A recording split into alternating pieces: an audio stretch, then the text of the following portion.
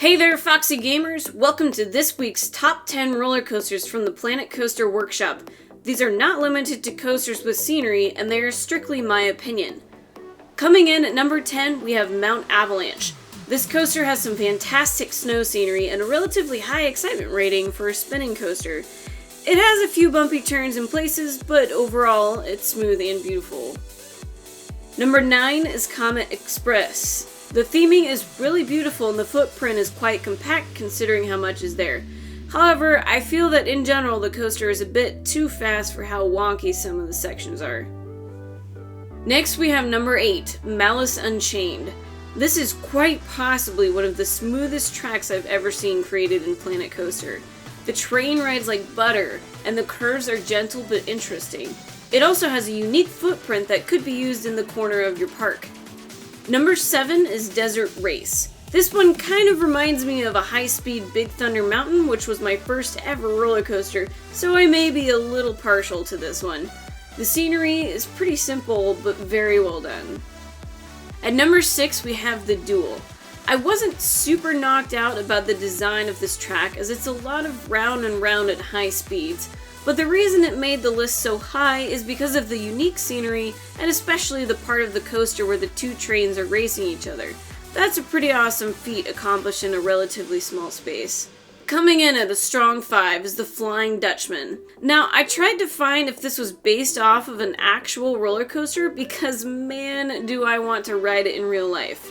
The track design is incredible, and it's another really smooth ride. The loops seem like they would be ridiculously fun.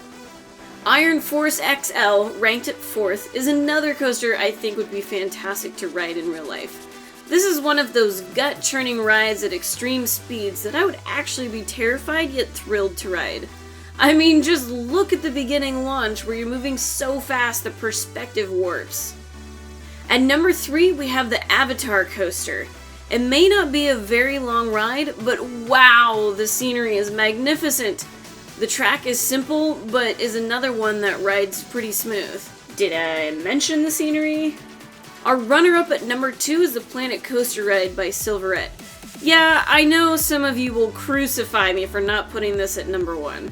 The idea was so clever to make something like this, and it has the legendary SILVARRET level of detail.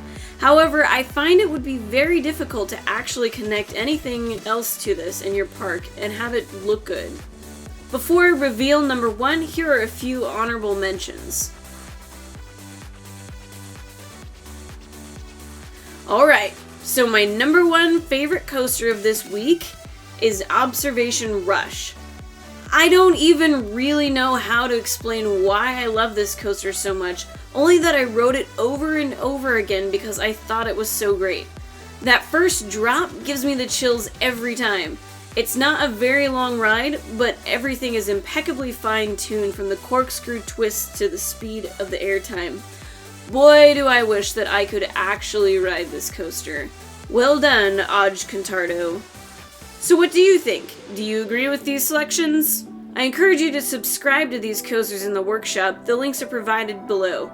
Some of these are completely underrated. Thanks a lot for watching, and until next time, stay foxy everyone.